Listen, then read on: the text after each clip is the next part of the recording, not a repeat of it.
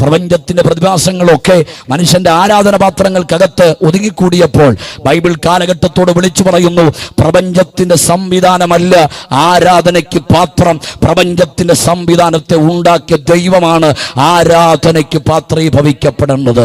അതുകൊണ്ട് ശ്രദ്ധിക്കണം, ആധ്യാത്മികപരമായ വിഷയത്തിൽ മനുഷ്യൻ വിവേകഹീനനായി മാറിക്കൊണ്ടിരിക്കുകയാണ്. നമുക്കറിയാം, നക്ഷത്രയാമയെ മേടിക്കുന്നത് ഇവിടുത്തെ അത്താഴപ്പട്ടണിക്കാരനല്ല, ഇരുതലമൂരിയെ മേടിക്കുന്നത് കൂലിപ്പണിക്കാരനല്ല, ഇതൊക്കെ മേടിക്കുന്ന MBA-കാരനും MBBS-കാരനുമാണ്. എന്തിനാ ഇത് മേടിക്കുന്നത്? നിങ്ങൾക്കറിയാം, ഇതൊക്കെ ഏതാണ്ട് ഐശ്വര്യം കൊണ്ടുതരുമെന്നും പറഞ്ഞാണ് ഇതിനൊക്കെ വീട്ടിൽ മേടിച്ച് സ്വകാര്യമായി വളർത്തുന്നത്. നാളുകൾക്ക് തിരുവനന്തപുരത്ത് ഒരു മീറ്റിംഗിൽ പ്രസംഗിക്കാൻ റെയിൽവേ സ്റ്റേഷനിൽ ചെന്നിറങ്ങിയപ്പോൾ ആ റെയിൽവേ സ്റ്റേഷന്റെ ഭിത്തിയിൽ ഒരു ബോർഡ് ഞാൻ കണ്ടു. ഇതുപോലെ നക്ഷത്രയാമ ഇരുതലമൂരിയൊക്കെ വരച്ചു വെച്ചിട്ട് അതിന്റെ അടിവാരത്തിൽ ഇങ്ങനെ തിരിക്കുന്നു, ഞങ്ങൾക്ക് യാതൊരു ദിവ്യത്വം ഇല്ല, ഞങ്ങൾക്ക് യാതൊരു ദിവ്യത്വം ഇല്ല.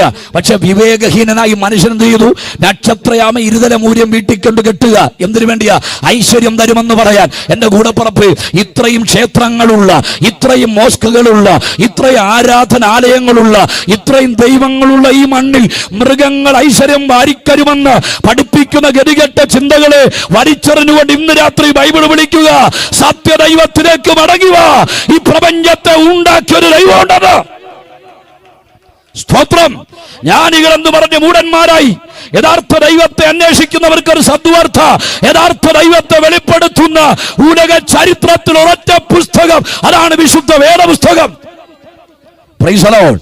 ഈ ദൈവത്തെ അംഗീകരിക്കാം, ഈ ദൈവത്തെ ആർക്കും സ്വീകരിക്കാം. ജാതിയുടെയോ ഉച്ചനീചത്വങ്ങൾ വെളിച്ചത്തിൽ അകറ്റി നിർത്തുന്നവനല്ല, ഏതവരെ മടിപ്പിച്ചു നിർത്തുന്ന സ്നേഹത്തിന്റെ മൂർത്തിയും ഭാവമാണ് ഈ രാത്രി ഞാൻ ഉയർത്തുന്ന യേശുക്രിസ്തു എന്ന് പറഞ്ഞാൽ, ഏതെങ്കിലുമൊക്കെ കുടുംബ ദൈവങ്ങൾ എന്ന് പറഞ്ഞ് ദൈവങ്ങളെ താഴ്ത്തിക്കെട്ടുമ്പോൾ, തരം താഴ്ത്തുമ്പോൾ, അങ്ങനെ ഒരു പരിമിതനായ ദൈവത്തെ അല്ല ആർക്കും സ്വീകരിക്കാൻ കഴിയുന്ന സ്നേഹനിധിയാണ് ഇന്ന് രാത്രി നാം ഉയർത്തുന്ന കർത്താവായ യേശുക്രിസ്തു. അപ്പോൾ യഥാർത്ഥ ദൈവത്തെ കുറിച്ച് അറിയണമെങ്കിൽ അതിന് ഏറ്റവും ഉപോത്ബലകമായിരിക്കുന്ന ഗ്രന്ഥം വിശുദ്ധ വേദപുസ്തകമാണ്. എന്ന് പറഞ്ഞാൽ എന്നാ?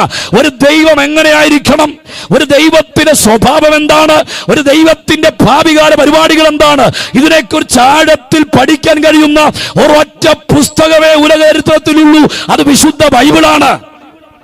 സ്തോത്രം. എന്താ ദൈവത്തിന്റെ വിശേഷത? ബൈബിൾ പഠിപ്പിക്കുന്നു ആ ദൈവം സർവശക്തനാണ്. ബൈബിൾ പഠിപ്പിക്കുന്നു ആ ദൈവം സർവജ്ഞാനിയാണ്, സർവവ്യാപിയാണ്. ഇങ്ങനെ പരിമിതികൾ തീണ്ടുന്നൊരു ദൈവമല്ല, മനുഷ്യനേക്കാൾ ഉന്നതമായ നിലവാരം പുലർത്തുന്ന ആ ദൈവത്തെയാണ് ബൈബിൾ വിഭാവനം ചെയ്യുന്നത്. നോക്കൂ, തുറന്ന ഹൃദയത്തോടെ ഏത് മനുഷ്യനെയും തന്നോട് അടുപ്പിച്ച് നിർത്തുന്ന സ്നേഹഹൃദയമുള്ളൊരു ദൈവത്തെ ബൈബിൾ വെളിപ്പെടുത്തുന്നു.